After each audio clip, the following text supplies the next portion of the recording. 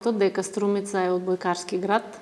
Од Струмица излегуваат многу квалитетни одбојкарски имиња, кои со своите успеси како на индивидуален, така и на колективен план не прават нас струмичани горди, но може да се каже и целата држава. Хари Наковски е едно од тие еминентни имиња во одбојката и мој гостин денес во подкастот. Најпрво добре дојде, Хари. Добре ме најдов и благодарам за поканата. Јас ти благодарам што се одзва на мојата покана, која траеше доста долго време. Се убедувавме малце подолго. Знам дека си човек кој не сака да зборува многу пред камери.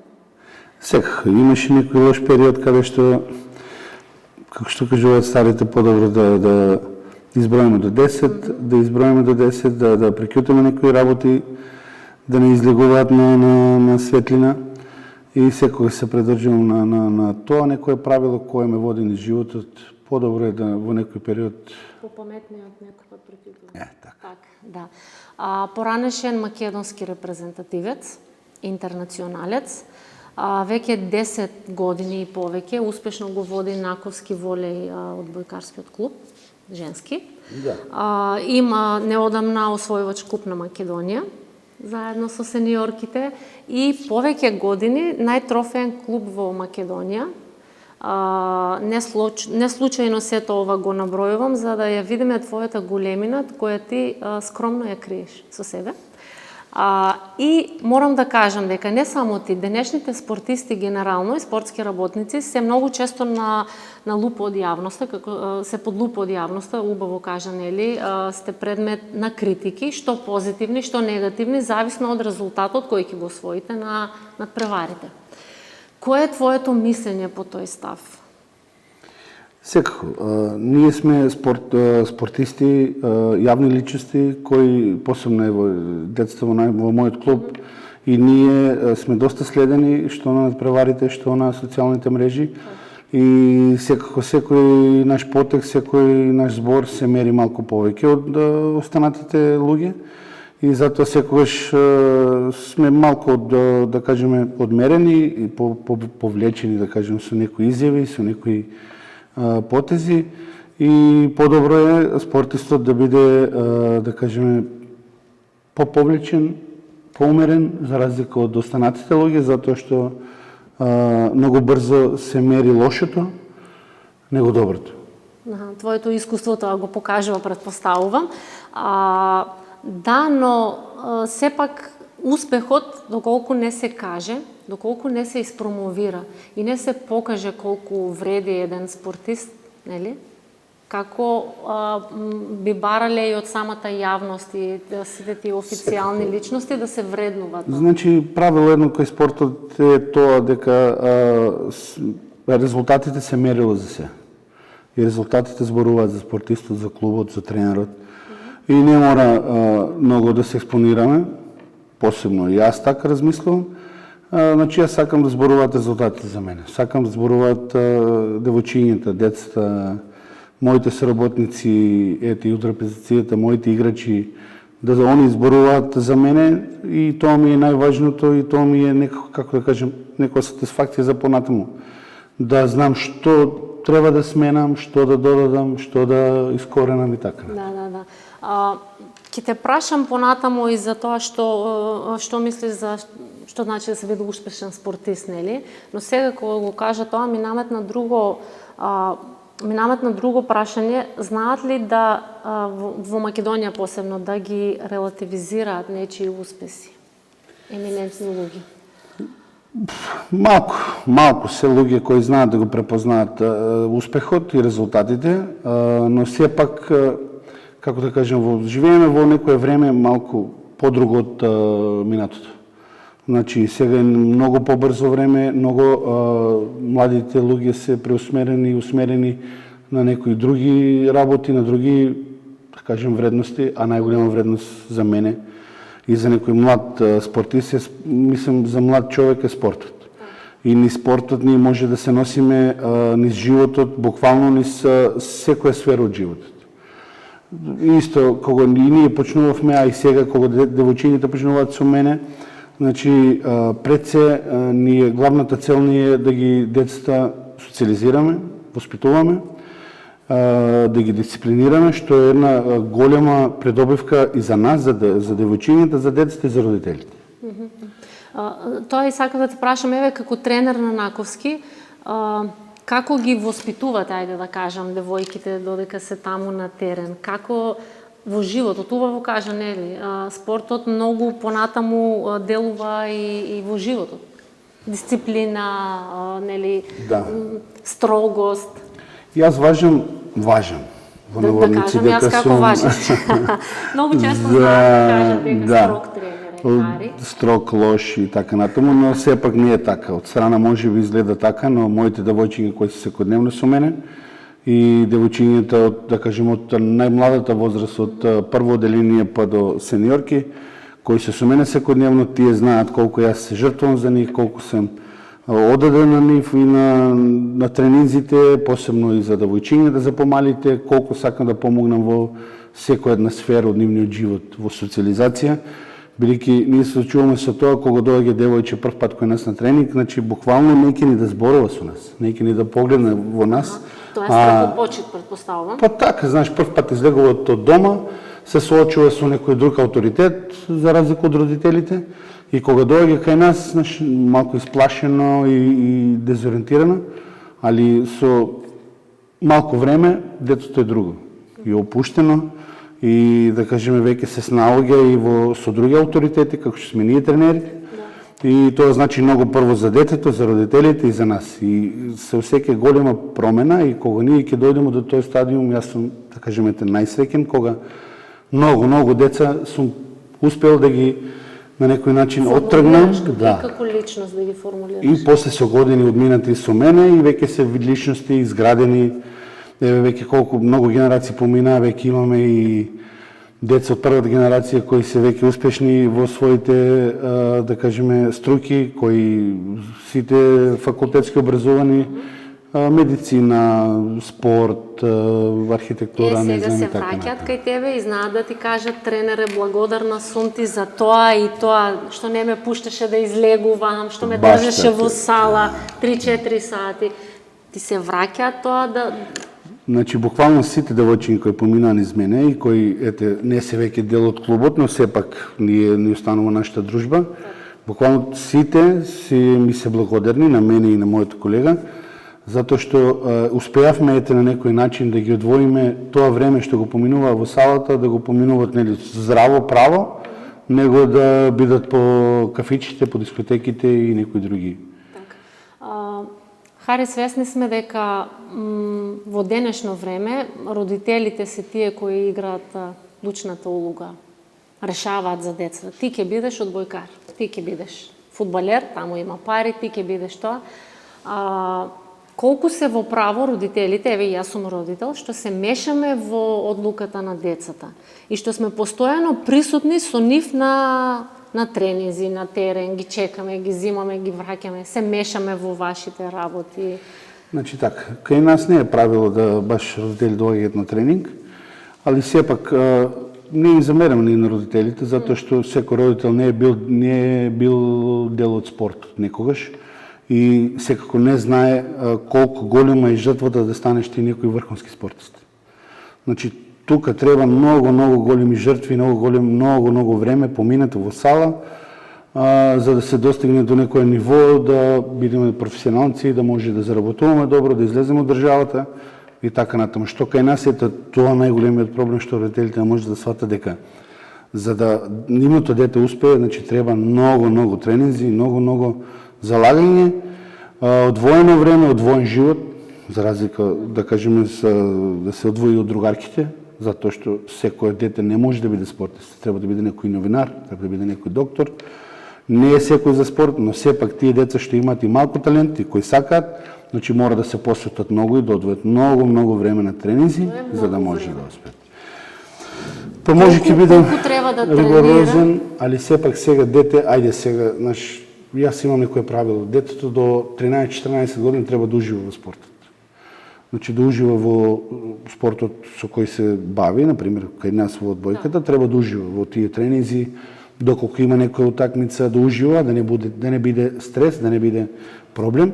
Веќе после 14 години, значи треба тука да се свати малку поозбилно спортот и треба да се за многу повеќе да се залагаме, за да можеме да успееме. А тоа многу е, можеби ќе бидам груб и ригорозен, али испод 4, 5, 6 сата на ден тренинг не можеш да стигнеш до Србија, не можеш да стигнеш, а не до некои други врховски подобри лиги и така натаму. Тоа јас како родител сега го гледам, нели, ме навистина многу и се си мислам дека ќе ми падне детство таму на терен, ако вежба 5-6 сати, може да издржи еден млад човек да тренира? Секако може, значи младиот организам може да ги издржи тие напори, сепак нели треба да биде гледано дозиран тој тренинг, значи не може, ние се разбира 4-5 сати, не значи да мора да трчи 4-5 сата или да скока 4-5 сата.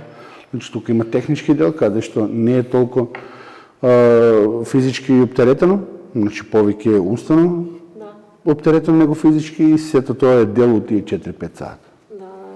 Да појасниме на родителите дека не само дека сте строги и нели да ги плашиме децата дека строгоста е нешто страшно, туку строгоста е дисциплина, ред, нели, посветеност на работењето.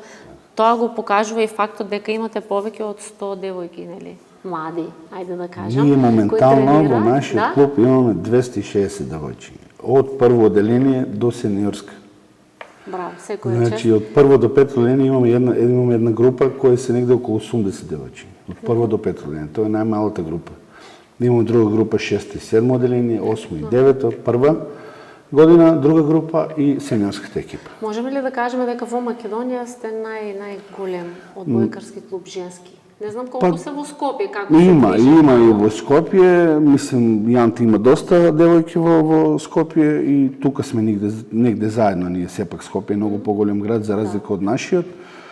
Град кој е многу помал и баш ми е драго што анимираме толков број на деца, заедно и со другите клубови од Струмица, женски клубови, кои исто и они имат доста девојчиња. И се радувам дека нашите девојчиња од општина Струмица се многу активни и имаат каде да го поминат времето, да кажеме, за спорт, во одбојка, квалитетно време, да се занимава со спорт, него да одиме по кафичите уште мали, Да, но Хари, имаме ли потенцијал кај тие девојчиња? Кажавме дека Струмица е одбојкарски град. Тоа претпоставуваме како факт, затоа што мажите, нели, во одбојката се шампиони долги години, Струмица е одбојкарски град, но што е со девојчињата? Имаме ли го тој потенцијал, тој талент го имаме ли кај девојките?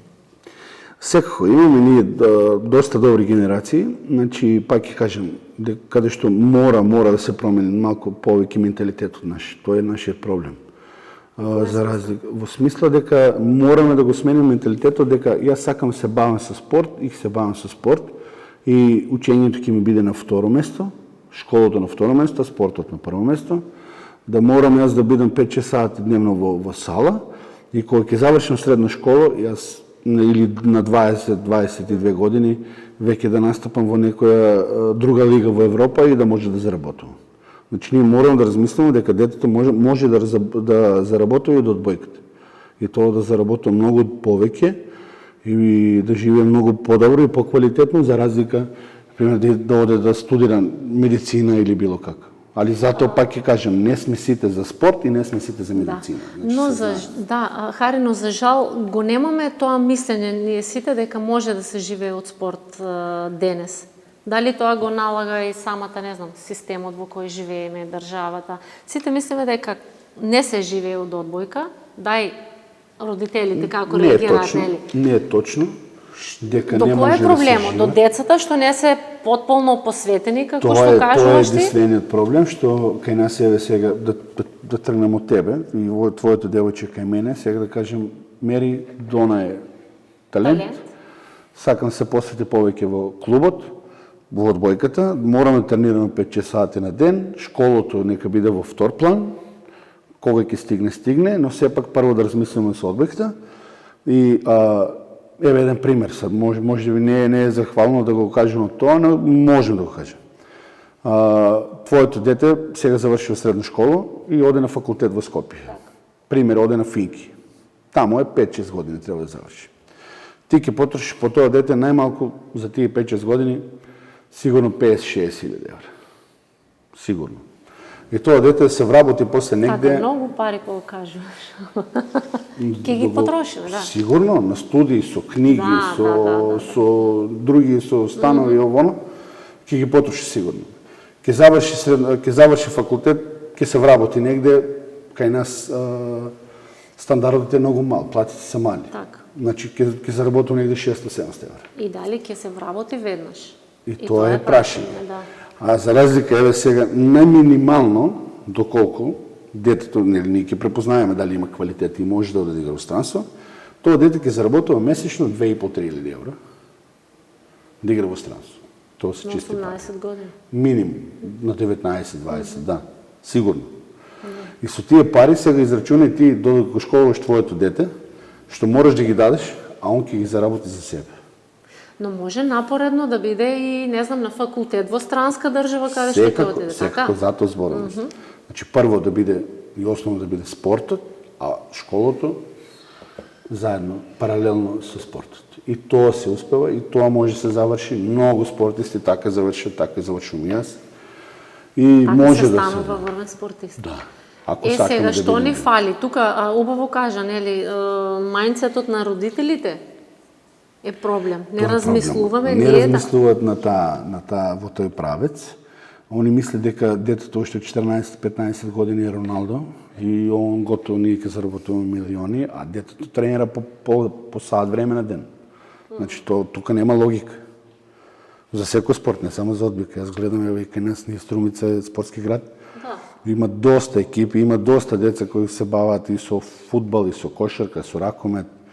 Значи ние, јас на сите тренери тоа го кажувам и на федерацијата, ови моите од Скопје во федерацијата, по нивните размислувања и нивните ставови, они не треба да барат тренери, треба да барат волшебници.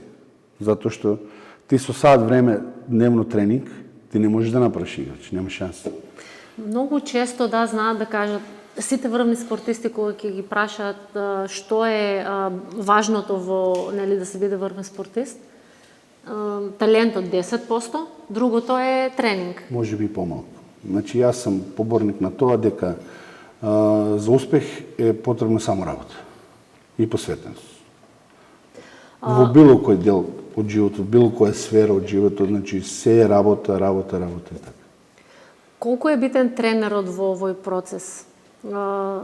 Знаеме да кажеме тренерот е втор татко, нели? Слушај го тренерот. Тренерот ли го води детето во животот, оној кој што сака да стане спортист? Секако, ние тренерите имаме доста голем удел во развојот на еден спортист. На тоа дете да стигне до некој ниво, значи ние сме му преку потребни, но сепак моje мислење е дека детето одлучува за својот развој. Ние јас како тренер ќе дадам се, ќе сторам се за да му помогнам тоа дете, да го исправам на прав пат, да му помогнам во натамошниот дел од кариерата и во животот секако. И мислам дека детето одлучува и оно треба да знае што сака, покрај родителите и тренерот. Тренерот е на спона тука меѓу детето и стварноста.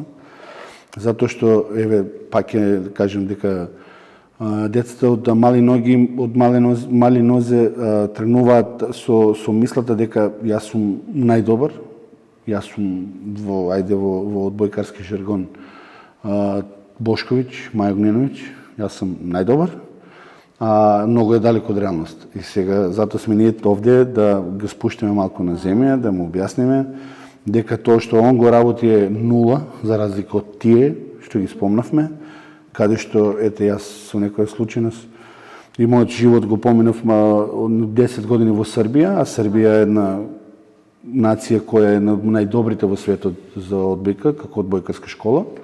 И знам како таму функционираат сите тие школи и како успеале сите тие играчи. Значи, многу големи играчи поминавме заедно, како Милковиќ, своје време најдобар играч во светот, значи поминавме на 2-3 години, игравме меѓу нас. И знам колку тренира и какви се жртви поднесува за да стигне до тоа ниво каде што тие стигна. Не само Србија, твојата кариера нели е доста голема. Грција, Турција, Тунис, Србија, Романија, Германија. Да. Ја имав таа среќа по завршувањето на средната школа, бев доста талентиран. И тука играше во Струмица, ОК Струмица, да, тука се мојот матичен клуб е ОК Струмица. И имам многу убави моменти во тој клуб во тоа време. Со кој бевте тука? Јас во тоа време бев, како да кажем, најмал од таа цела генерација. Значи, мојот генерација ние бевме можда уште двојца, тројца. Другите беа се постари луѓе, постари играчи. Јас се фатив и со мојот тренер, мислиме на полусезона Кирил Шлиев, за игравме заедно. Каде што он беше на завезот на кариерата, јас тек почнав. И многу ми значи тој период каде што клубот тогаш ми овозможи да бидам дел од таа сениорска екипа, да тренирам со многу поискусни играчи, многу подобри играчи и да стасам во играч каде што после на 18 години заминав за Германија. Колку тренираше Хари на ден? Тоа сака да кажем. Ние баш сега пред некој ден во салата кај што тренираат сега моите девојки во салата парк, сретнав една жена која работеше таму во салата додека и јас тренирав, тетка Фена. И сега влегувам, не се вртам, не ја гледам, аз слушам гласот познат, а не сум ја видел можда 30 години, 40 години. 30 години сигурно работник таа во салата. И гледам и кажам, Фено, Хари, као ти ли си, знаеш, баш некој убав момент. И јас се сеќавам на тој период кога они отвара во 7:30. Ние 7:38 веќе во сала, тренираме сами, не со екипата. Значи, сами иницијативно, да, скокаме по скалите, значи, од зидот со топка, со смеч, со прсти, со чекич, работиш сам. И плюс чекаш во 9 да дојде првата екипа на Струмица, одеш на школа, завршиш школа, одеш на еден тренинг, на друг тренинг, па останеш пак да скокаш и така натаму. Значи, мојот ден беше сигурно исполнет со 6-7 сати дневно тренинг. Одбојка. Твојот ден беше одбојка. Твојот живот е бил тогаш одбојка. Да, и во тоа време средна школа, кога бев во земјоделското, тогаш беше директор, дајде сега да ме помогнеш, Борчот. Не знам кој е. Сократев имав. Да. Значи, он е спортист и секако кога доаѓах на школа и он ќе дојде и ако ме види негде во школа, тој ќе каже, Хари, ти не си за школа. Ти си за спорт. Слободно, оди да тренираш, јас одговарам за тебе, да. Донеси ни титула. Баш така. Затоа што после ние во средна школа, ние, како и сега, средните школи секогаш и основните бевме прваци на Македонија. И во тоа време, и сега исто, секако. И морам да се пофалам дека и бевме 4-то место на светското средношколско првенство во Атина. Значи, тоа е еден најголем успех досега во сите средношколски спортови екипни. Значи, ние во тоа време, 98 година беше во Атина, ние освоивме 4-то место, што е многу голем успех за нас. И од таму те видоа како талент тебе, па тоа беше одскочна даска некоја за да продолжиш, не знам, во Србија, Романија, Турција. Јас уште со 16 години, неполни 16 години, влегов во сениорска репрезентација на Македонија и тоа ми беше одскокната даска и многу голема помош во мојата кариера. Значи, сепак во тоа време имаше многу квалитетни играчи постари од мене, многу постари, и кои доста ми помогнаа во мојата кариера, во создравањето, во доаѓањето до тој стадиум да можам да бирам да играм во странство на 18 години.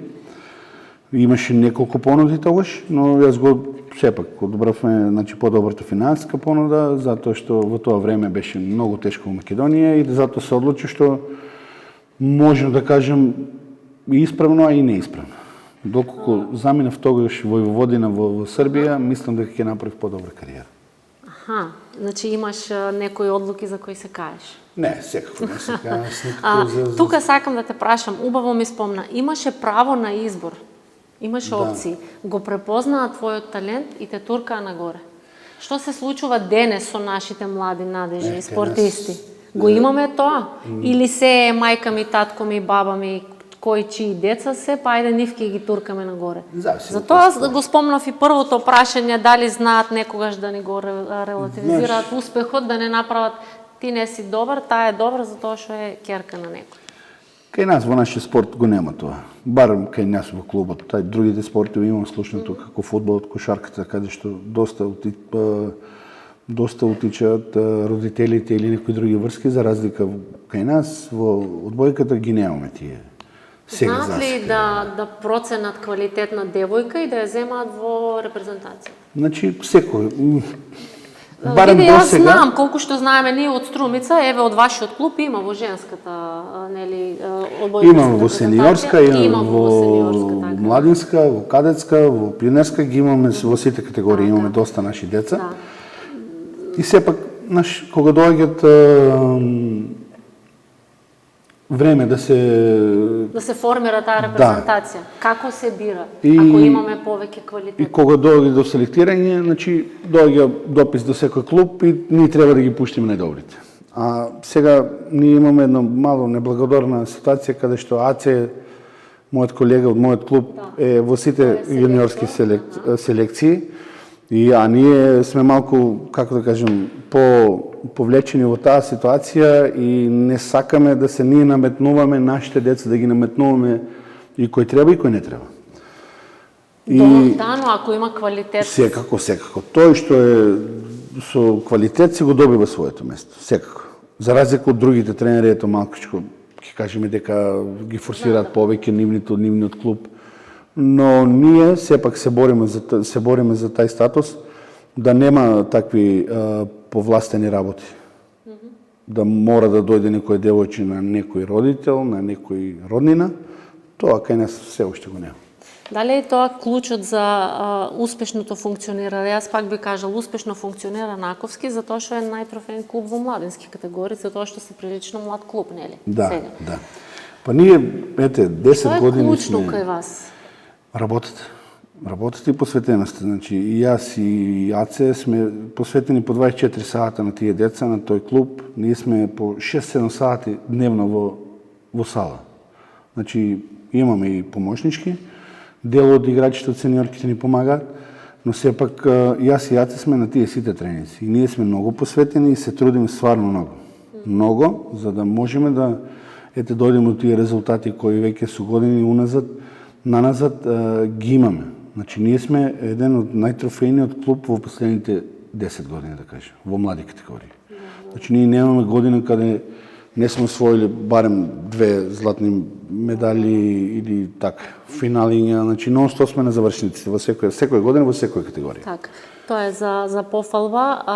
Да, прилично сте млад клуб, за разлика од, например, еве сега слушнав Јанта прави 20 години. Да. Работнички е со голема традиција.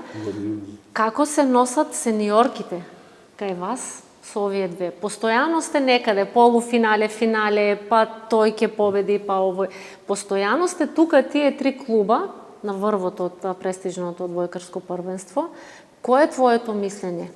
Што ни фали за да бидеме, не знам, од Струмица, еве Наковски, да биде првак во ова првенство? Кај нас имаме еден проблем. По завршувањето на средна школа, нашите девојки заминуваат во Скопје на студија. И сега веќе тие кога заминуваат во Скопје, тие веќе не се дел од нашиот клуб, затоа што ние имаме некои други сваќања, кај нас се девојките кои се тренираат, кои мора да бидат секојдневно овде на тренинг, па да можеме да нешто и ние низ игра, низ тактика, да можеме да се носиме со другите екипи. Сега малку се смени некои размислувања, ете веќе 2-3 девојчиња кои требаше да заменат во Скопје, кои се костор на екипата, останаа во Струмица, студираат тука во Струмица, значи ние исто имаме, испостава, мислим, на Гоце Делчев факултет во Струмица, Штип. И некои од девојките се вонредно запишени во Скопје на факултет и остануваат тука и ете веќе повлека се гледа и резултатот. Значи тај костор, 2 се сега за сега, Дулдурова и Пандева, и Цветанова исто. Они завршија следна школа и останаа овде. Тие се посветени на одбојката и на школата. И сега ние доколку би успееле да и тај тренд да продолжи така, тој тренд да продолжи така, да девојките после завршувањето на средна школа да останат во Струмица и да може ние да добиеме малку и на, како да кажем, на возраст. Тоа ни треба најмногу, значи ние сме секако најмлада, најнеискусна екипа. Значи јас сум презадоволен од резултатите на моите девојки. Значи ние сме најмлада екипа која сме горе на врвот. Да. Сепак Јанта има малку поискусни работнички, доста поискусни играчи и тоа малку повеќе искуство го прави тоа да ние не можеме да стигнеме до врвот. Ете сега ова година го освоивме купот, во полуфиналите имавме голема шанс да го елиминираме работнички, но сепак тоа е спортот, мора да победи некој, не мора да значи дека е во моментот подобар, али сепак некои ситни моменти ги одлучија тие два Што им кажува натпревари. тренерот во овие моменти? Мислам дека беше тоа доста, јас го гледав на преварот, си пратам одбојка, нели? Во тие моменти девојките беа доста разочарани. Што им кажува тренерот во моменти кога губат такви, ајде за нив клучни утакмици, нели? Вие како тренери знаете што значи тоа, но за нив е... Не, ние пробуваме да ги утешиме на некој начин, да ги кажем дека тоа не е крајот. Значи, тоа треба да не биде сатисфакција повеќе за понатаму. Значи, мора да одработиме малку повеќе за следната сезона, да може да бидеме подобри и да можеме да стигнеме до титулата. Ето, се надеваме дека веќе година за година сме поискусни, доаѓаат подобри девојки и веќе бидеме повеќе конкурентни и да стигнеме до многу посекуваната и шампионска титула, не само купот на Македонија. Така, се надевам и јас и ние како струмичани ќе бидеме горди со вас. Хари, пак ќе се вратам за твојата кариера. Спомнавме многу држави, спомнавме светско искуство, можем да кажем, во одбојка.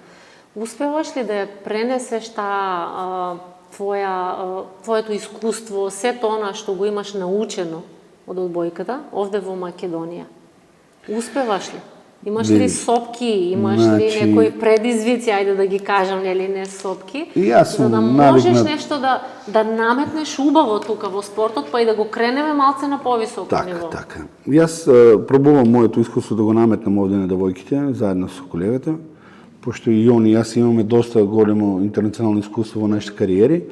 И јас посебно може да се пофалам дека имам работено со едни од најдобрите светски тренери во Србија, како што се Кулаковиќ, Ковач, Брџевиќ, Кијац, Миленковски, да кажеме, исто и овде во Струмица со Кирил Шлиев.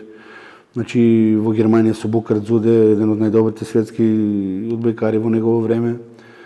Имав таа среќа да работам со овие луѓе и ете, секој нивни тренинг ми е денеска врежем во главата и пробувам да нешто, дали исто, дали нешто модифицирано да наметнам на моите деца, да можеме ние да направиме некој наш стил на одбојка, препознатлив во светот, во Европа, во Балканот тука и да кажеме и во Македонија. Ете, мојот клуб, нашиот клуб важи за еден од најборбените екипи.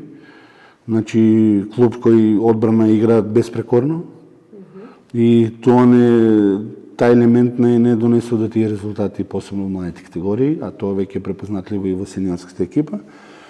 И, како да кажем, мојот дел од игра како играч е било секогаш да бидам одбранбен играч заедно исто како и Митев. Значи, ние сме били ни пониски играчи и тоа не красило таа одбрана, која сега е и наметнува на нашите деца.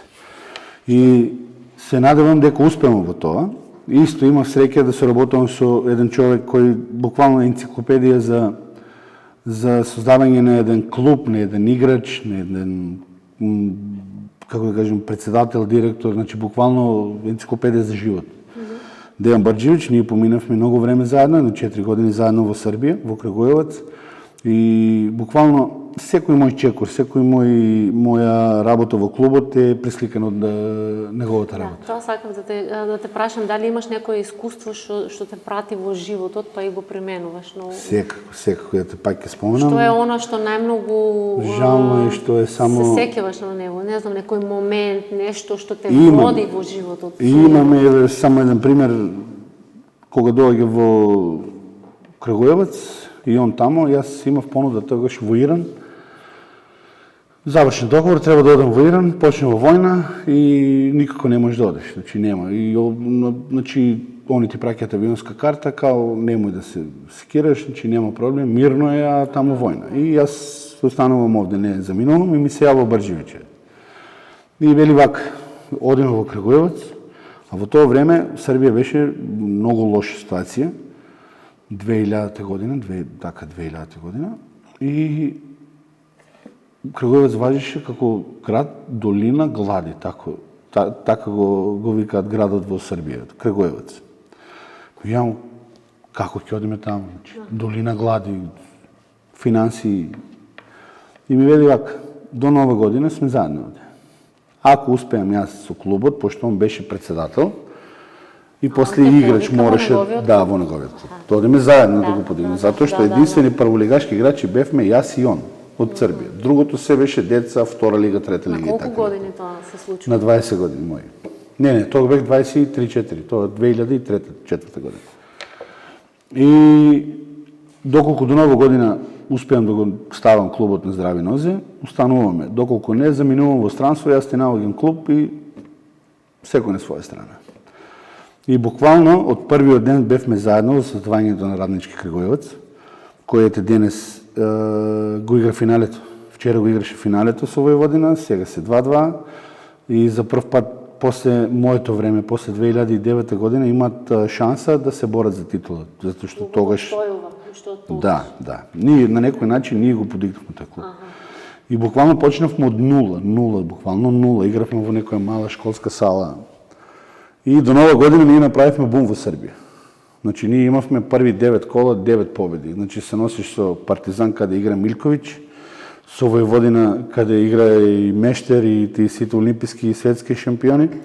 И ние стигнуваме до тие резултати таму. Стигнуваме да бидеме една од најдобрите екипи во Србија.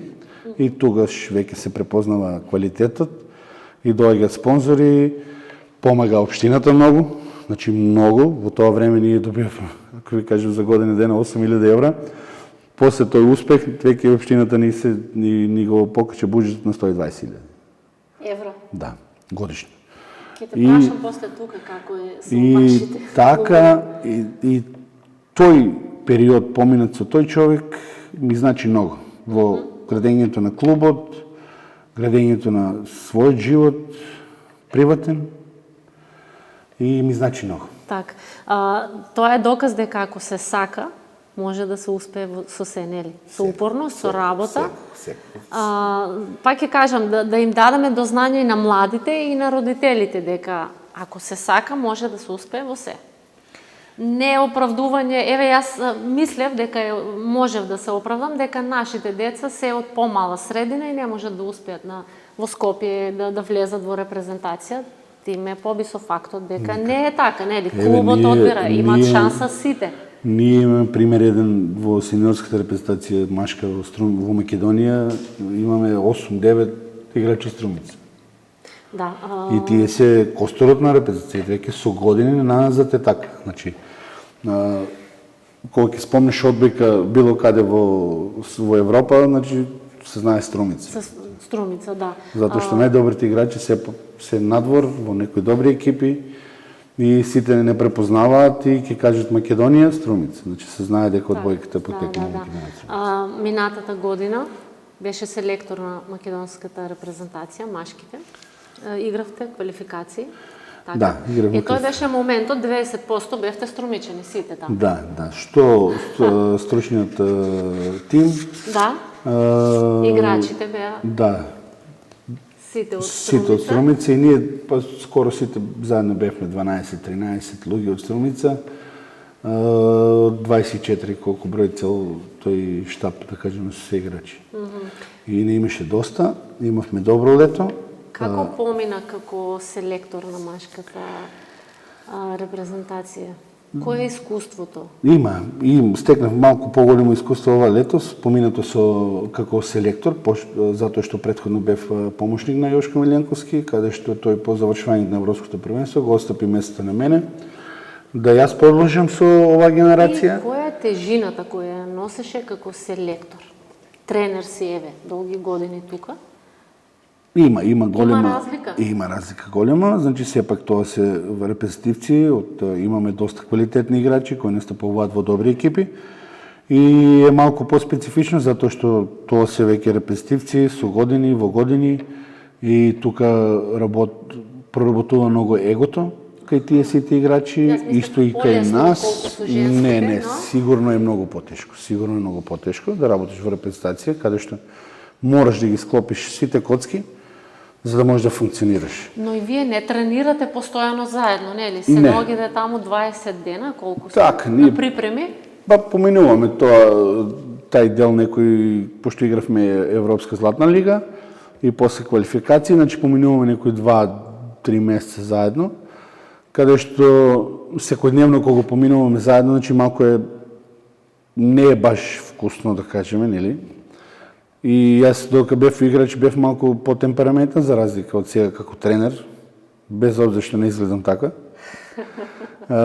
Пробувам малкичко да ситуациите ги променам, да биде малку посмирено, да дојде до некои, нели, да не дојде до некои несакани моменти, каде што, пред утакмица со Грција имавме некој многу лош момент со некој, со некој од играчите, со еден од играчите.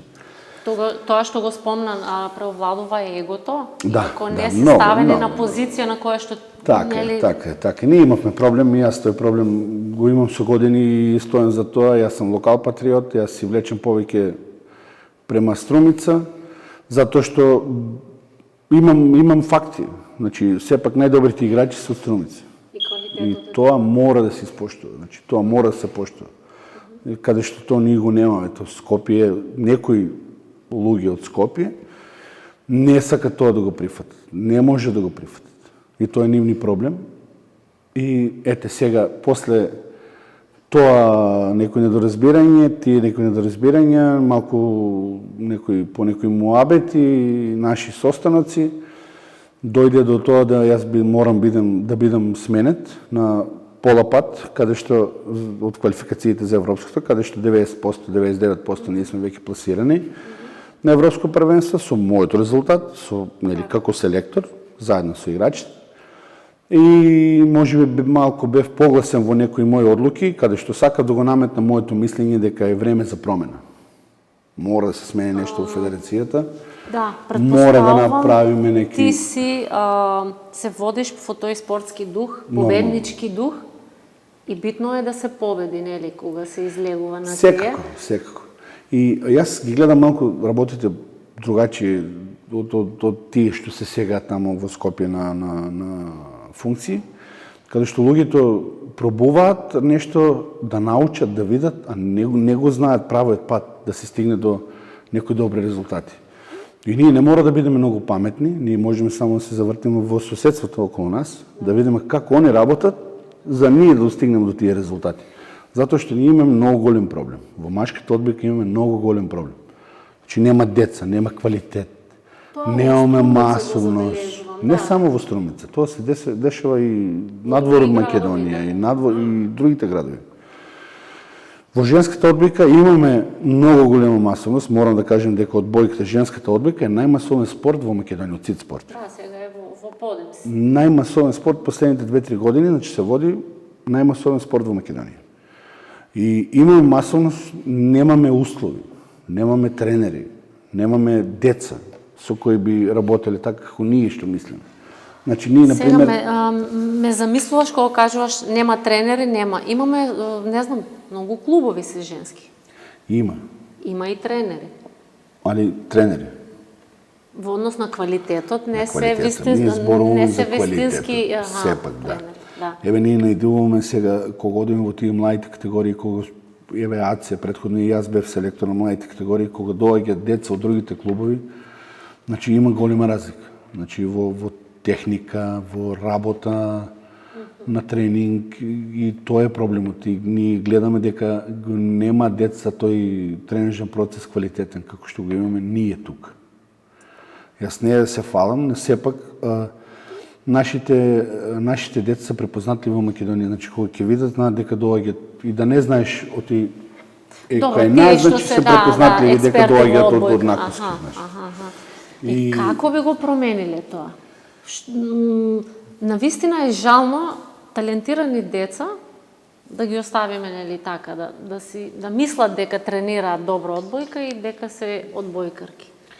Јас мислам дека знам како и знам што би направил, но сепак не сум на функција и не можам да одлучувам за тие работи.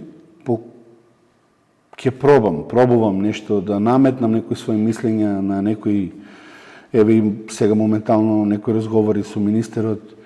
Овде во општина Струмица немам никаков разговор, како да кажем дека ние сме најлошијата општина по инфраструктура. Ние немаме своја спортска сала. Оваа спортска сала, АБА како се вика, ја дискутираме, не знам, на секој подкаст кога ќе дојде спортист гостин и ние постојано даваме апели. Толку ли не се најде начин да се реновира таа сала или евентуално да се изгради друга сала? Значи сега има најава, баш вчера го слушав министерот дека ќе се прави нова сала во Струмица. Уште една сала на наш наговор. По нашите разговори и по мој разговор со него, баш бев упорен да се направи сала во Струмица.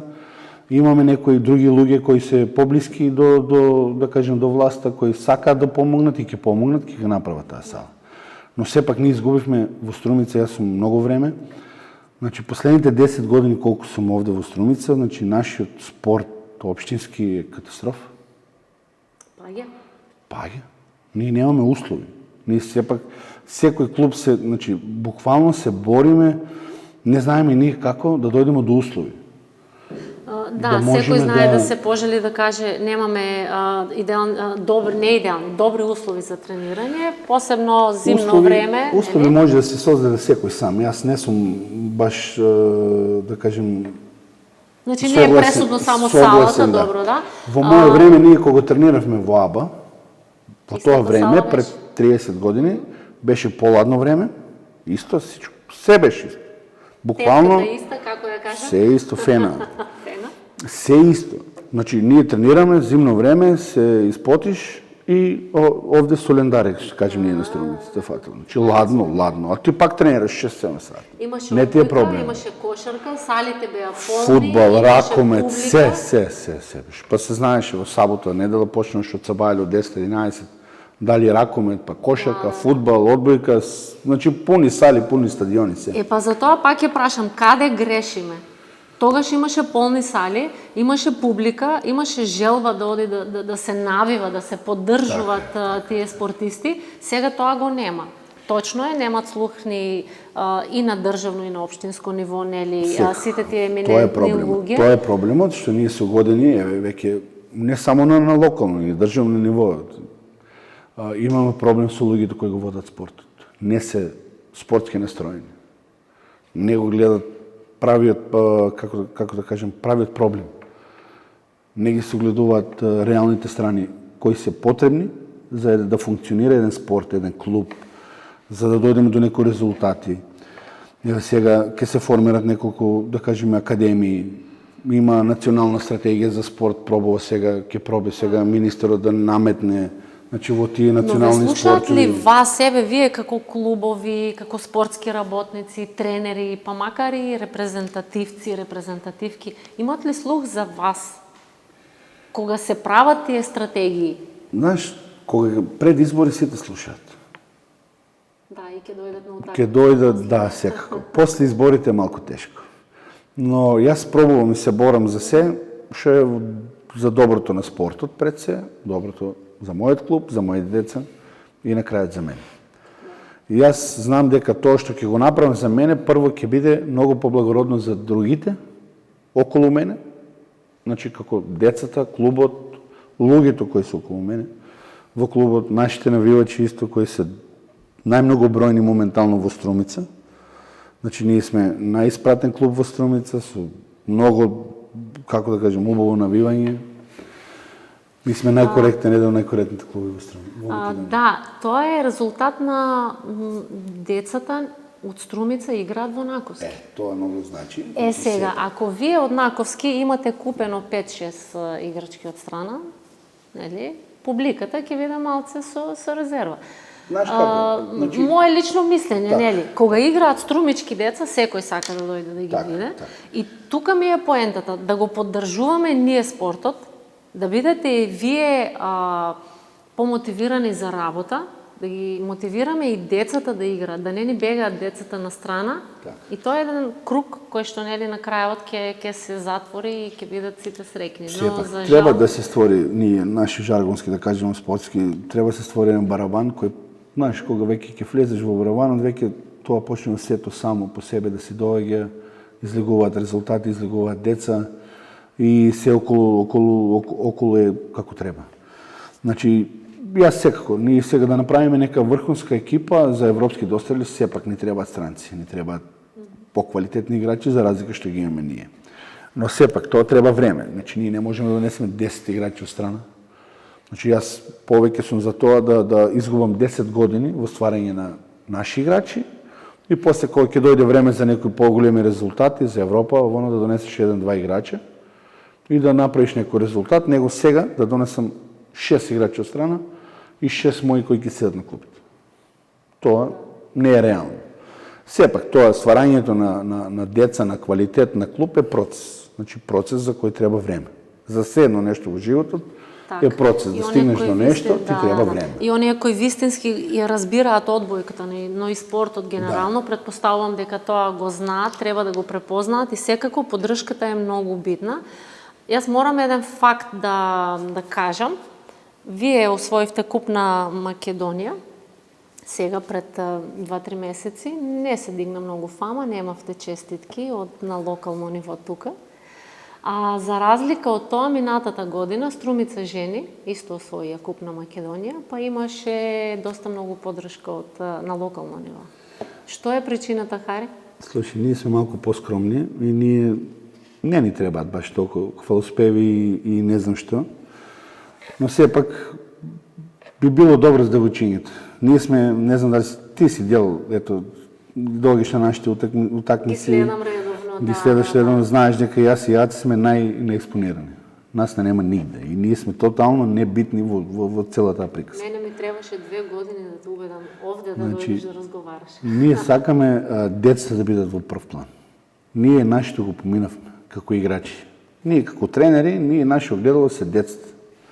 Нашето огледало е резултатите кои децата треба да го постигнат и они се главни во целата таа приказка. И мене ми беше доволно само некој да дојде да каже на децата, не мора на мене лично. Не знам зошто, но сепак имат некој проблем, некои луѓе. Не мене лично, на децата да им честитат. Тие се деца од Струмица. Да, сепак. Па тие се деца од Струмица, тие го освојат тој куп и тие го представуваат Струмица. И во репрезентација, и во млади категории, и во Македонија, и надвор од Македонија. Значи, тоа значи многу за оваа општина, мала општина, за разлика од другите, каде што ние сме еден, како да кажем, најголем амбасадор за некој општество моментално е спортот. Да. Значи, најчистото нешто што се дешава во нашата држава во последните не знам колку години е спортот. Ние се препознаваме и сме најсреќни само со спорт. Да. Вие спортистите сте најголеми амбасадори. Сите знаеме да се радуваме на вас и да ве пофалиме убав збор да се каже кога ќе добиете нели шампионска титула, но кога ќе се изгуби, знаеме да плюеме по вас нели. Не го бива, тоа е грешка, зошто?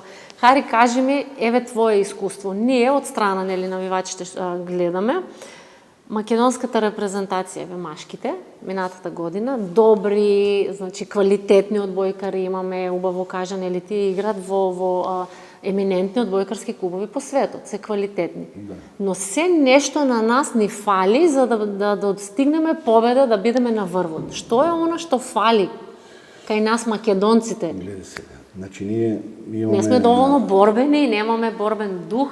Покрај тоа, значи и ние го немаме тој ген. Прво ген на високи луѓе. Тоа е нашиот проблем, прв и основен за одбојката. За разлика во Србија, секој втор човек е 2 метра. А ние сега да излезеш тука низ центарот да прочиташ, не можеш да видиш човек над 1,90 м. Ево сега јас да излезам ќе бидам највисок од сите. Значи тоа не е прво основно. Но сепак, може да се најде неколку такви деца, девојчиња, например, кои имаат висина и да се искористи тај многу значен факт во спортот, посебно за одбојката. И затоа јас зборувам сега, значи ние сме подневи генетски само за одбојка и за ракомет. Кошарка ние не можеме да обстанеме со светските велесили, европските велесили, каде што 80% од играчи се по 2 метра и 5 и 10. Ние тоа го немаме. И не можеме да се носиме со другите држави. За разлика од тоа, ракомет и одбојката не барат баш толкова висина, да бидеме сите по 2 метра и не знам колку, но сепак имаме доволно, како да кажем, некои ресурси да искористиме висина, која не е над 2 метра, да можеме да бидеме добри играчи и да се може да се носиме со европските и со светските репрезентации. И затоа, сега пак да спомнам и министерот, има план да се формира национална стратегија за спорт, каде што ќе се инвестира во неколку спортови. Значи неколку, мислам на ракомет, одбојка и кошарка. А одбојка посебно се форсира женската одбојка. А машка одбојка зошто не ја планираат, не знам. Не ми е јасно. Пробав да добием некој одговор, не добив. И затоа мислам дека ќе имаме многу голем проблем во машката одбојка. Така. Тоа е жално, затоа што редиме, например, конкретно во Струмица клубот машките се шампиони долги години. Тоа е нашиот проблем. Сега и ние овде на локално ниво. Што ќе се случи, да, тие веќе изминуваат годините, им изминуваат на нашите шампиони. Значи ние со години Струмица не се најде еден да застане и да каже Струмица е нашиот ока, Струмица е нашиот бисер на градот. Со години шампион на Македонија. Расадник на одбојкари најголем во Македонија. Значи најдобрите играчи во сениорска конкуренција се од Струмица. Сега некоја среќа, сите после 18 години се заминете од Македонија, се одени во некои други клубови во Европа и така тие стигнуваат до тој квалитет кој го имаме сега. Но сега дојдовме до крајот. Имаме Милев кој веќе на залез на кариерата, Георгиев, кој е нашиот мотор, да кажеме, пола екипа на залез на кариера, исто неговиот брат, и што правиме сега? Значи, вие го гледате, ти внатре си во одбојката, ние не го гледаме така, се уште ние се радуваме на успесите, но што ќе се случи после 2-3 години? Ништо. Ние имаме празен ход едно 10 години, доколку не се промени нешто, ние за 10 години ќе немаме ништо. Ако се промени нешто, за 10 години ќе имаме некој видлив квалитет, нешто видлив резултат. Ама ако се промени. А пошто гледам, немаме таков слух, немаме такви луѓе кои можат нешто да променат, да помогнат, не ги гледат работите така за малку подолго трајно и се мислиме, имаме добра генерација, генерација која нигде нема квалитет, нема ништо. Додека не почне некој да ги гледа работите малку пореално, ние ќе имаме проблем. А со таа структура што имаме сега, значи верувај 10 години малку. Ќе имаме празен ход, така што машката одбојка може дури после 10 години, ако се работи, да дојде до некој квалитет, како што го имаме сега. Јас се надевам дека ќе имаат слух сите членови на федерацијата, што се и сите тие еминентни луѓе. Со таа причина ги правиме и сите подкасти, мои подкасти, за да слушне јавноста реално за проблемите кои ги имаме и да промениме нешто во општеството. Мене ми е многу мило што вака отворено разговараме на таа тема и што ги воочуваш тие проблеми, не со лоша намера, туку со намера да... Затоа сум лош и затоа никој не ме сака, затоа што моето уста е такво и јас ги кажувам сите мои. Со намера да промениме нешто и да им дадеме простор на стварно, ако има талентирани деца, да дадеме простор тие деца навистина да стигнат до врвот, како што кажа, ни фалат тренери, не фали инфраструктура за да може тие деца така да тренираат, но јас би кажала и малце поддршка и од општините и на државно ниво, но би кажала овде се и компаниите. Секако. Бизнес сектор. Така, бизнес секторот, малце да биде поддршка. Социјални бизнисмени во градот нема. Значи, мораш да бидеш општествено одговорен, социјално одговорен, како бизнисмен. За разлика како што е на западот, тама луѓето, тама не можеш да видиш ти газда кој не сака да помогне негде, дали во спорт, дали во било што, дали на луѓето кои работат. Мене ми е овде тој, синдром да кажем. Зошто не сака да помагаат на спортските клубови? Кај нас... Дали законски не е решена таа ситуација? Не мора да значи сега, ако некој бизнисмен сака мене, пример, да ми даде 1000 евра и да плати 50 евра на државот данок. Тоа не значи ништо. Или 100 евра. Значи, ние буквално немаме такви бизнисмени, освен еден, Колит Колешин, значи морам да го спомнам, Душко, кој треба да биде репер на сите бизнисмени во градот. Значи, тој човек, колку им помогнал во спортот, во градот, нема толку сите заедно последните 10 години. Значи, тој нема клуб, нема човек кој е тропнал кај него, што не е помогнал. Значи, јас тоа јавно го кажувам, значи, тој треба да биде репер на сите во градот, како треба да изгледа една фирма, Колите голема фирма, и како знае да одвои, например, они имаат тим внатре, управен одбор, не знам како, мислам дека е така, и имаат буџет за спорт, буџет за помош на луѓе. И он, например, има од својот годишен приход, не знам колку, пример, и он одвојува, не знам, карикирам, 5-10% за култура, за спорт, за луѓе, лекување и ово. Значи, тоа треба да биде репер за сите фирми во Струмица. Нека биде апел до сите фирми, затоа што Струмица значи за богата општина. Ние сме најбогата општина во Струмица. Богата општина. Да ти кажем, процентуално имаме најмногу милионери во Македонија, процентуално. А клубовите ни... Али, сепак, тие наши газди, општествено одговорни, нека се разбудат малце и тие. Сепак и они ќе се сетат добро. И нивните деца тренираат, во тие не мора нивните деца. Не мора да биде само во одбојка, нели, и во општествено одговорно значи и тоа, да ти помогнеш на некој за да може да опстане тоа општество. Ние тоа скриено веќе наше работење со години дојде и до тоа белата кога што нели како што кажуваме, се иселија и повеќе народ во Струмица. Само заради тие работи.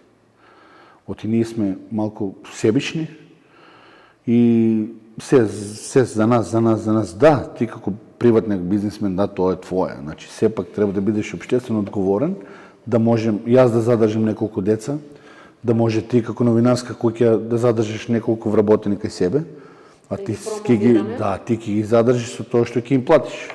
А за да им платиш треба помош. И сега тој човек, неговата жена, пример, работи во некоја фирма и кога он нема услови, неговата фирма ќе го изгуби жената како работник и мора да бегаат во странство. И тоа е круг, тоа е едно општество кое се затвара на крај на денот и затоа мора малку да го отвориме, да се прошириме малку.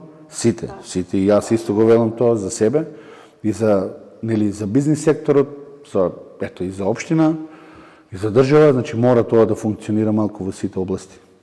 За да може да биде општеството здраво и нормално. Во такви едни тешки услови, што го мотивира Хари Наковски и понатаму да обстојува и да работи со сите тие 300 девојчиња, ако не се лажам да спомнам? Што е она што те мотивира? Мене, да ти кажем право, јас сум пресреќен, Сабале, нашиот ден како почнува во 8:30, сениорките почнуваат со тренинг теретана, во 10 почнуваме ние со најмалите. Значи, кога доаѓаме на тренинг со најмалите, ние сме најсреќни.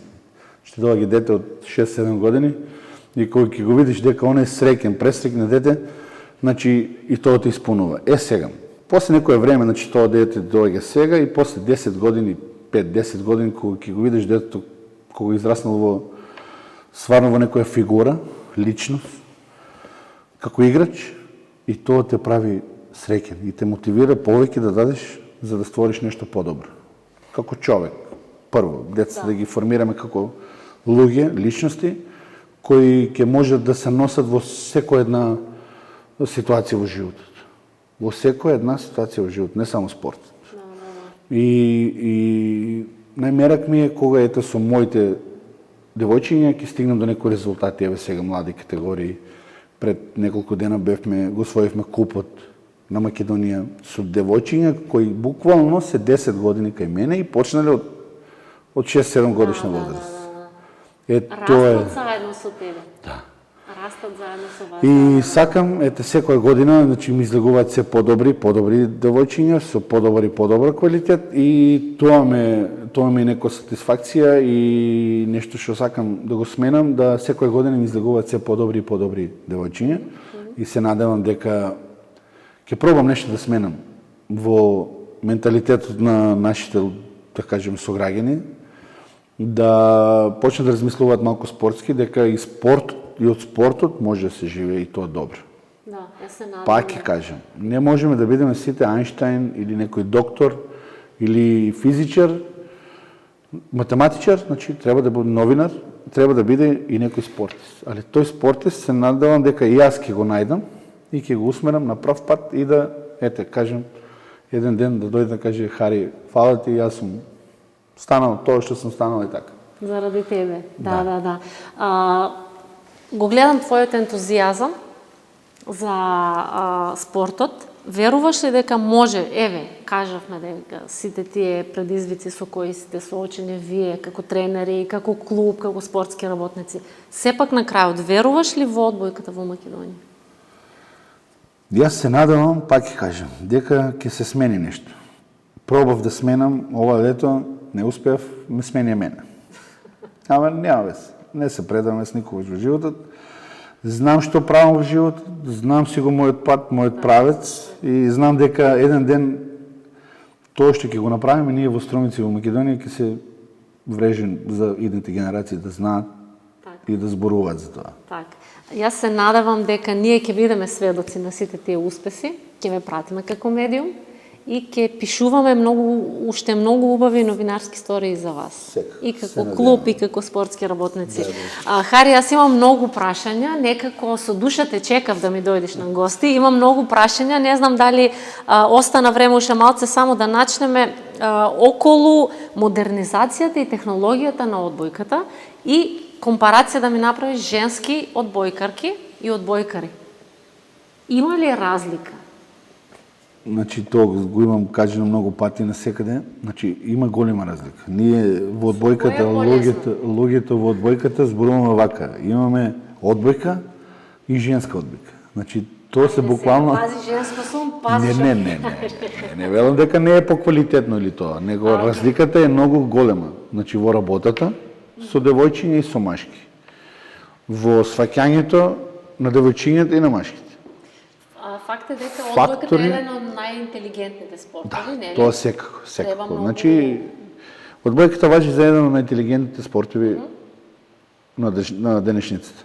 Затоа што во еден напад кој трае можда 4-5 секунди, значи ти имаш 100 опции и значи треба да размислиш во дел од секундата, мораш да одлучиш за некоја ситуација. Значи тоа значи многу. Сега се вратиме на машки и на женска одбојка. Кај машки знаеш дека може да играат фактори, може 2-3 фактора да нешто се дешава. Кај девојчињата 100. Буквално 100. И сега ти треба да бидеш научник, не знам како да се наречеш, да ти можеш да ги разбереш, да го препознаеш, да го видиш тоа девојче што се дешава.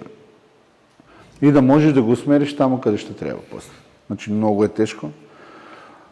Сепак девојките се малку поосетливи за разлика од машките. И тоа е притисок повеќе, притисок повеќе за нас тренерите, мораш да пазиш што ќе кажеш. Мораш да пазиш кога ќе кажеш. И тие се многу фактори кои мораш да ги имаш на ум за да можеш да бидеш тренер на девојки. Знам да ги прашам спортистите, нели? Сме имале гости одбојкарки и одбојкари. Што се случува на тајм-аутите, нели? Што ви вика тренерот и многу често се смеат, нели? Што да каже за 2 секунди. Сега тие, како ги мотивираш женските на тајм-аут, како ги мотивираш машките на тој тајм-аут за, не знам, 10 секунди? Не имаме ние време, тајм-аутот трае минута, 2-3, зависи. Значи, вака, тајм-аутот мора да се искористи да се смират девојките доколку е потребно, да се укаже на некои пропусти во текот на играта, што тактички, од тактичкиот дел.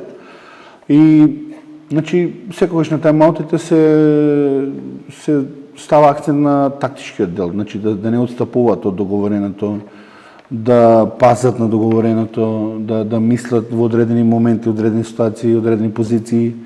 Значи, да ги препознаваат ситуациите од другата страна. Значи, тоа да го наметнеш во тие минута-две, да може да размислуваат во тој правец. Значи, тренерот треба да стреми така, значи да го води тајмаутот така, а не да, например, дојдеме, зашто сгреши ти на овој поен, зашто не стоиш таму, зашто таму, нема време. И женската глава малку не преципира некои такви наредби. Да, има, нели, моменти кога сте нервозни, не знам, поен разлика, тензии се прават и сега на тајм-аутот, да, ако ти знаеш да бидеш, нели, сите тренери, не само ти, генерално слушаме, знаат да пискат на тајм-аут. Тоа како влијае на женското, како влијае на машкото, ако му се разликаш на сред тајм-аут? Не е исто на секој играч. Значи имаме ние многу карактери различни. Секој играч прича за себе.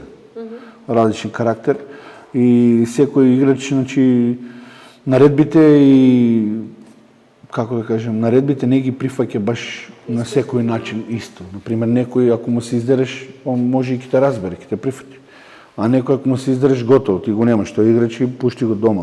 Тоа значи тука женските претпоставки. И кај машки има некој, знаеш, али тоа повеќе девојчињата е поизразено тоа. И затоа треба да пазиш малку како треба да се понашаш, како треба да изговораш некои работи, дали треба да врескаш, да смируваш и сето тоа, значи во одредени моменти на одредени играчи. Па не ви е лесно баш вас тренерите се гледа по тебе. Уште тоа кажи ми, сега со модернизацијата, нели, и со социјалните мрежи, еве камери, се снимаат сите утакмици. Порано мислам дека не беше, нели така? И во фудбалот е вар соба, вие имате челендж. Дали сметаш ти дека сега е подобро тоа? Се подигна малце квалитетот и на судиите и на вас екипите? Или се прави повеќе, не знам, хаос? Кавги помеѓу... Кај нас во одбојката е, да кажеме, тоа е добро, значи чисто. И имаш челендж, бараш и гледаш дали е топката внатре или не.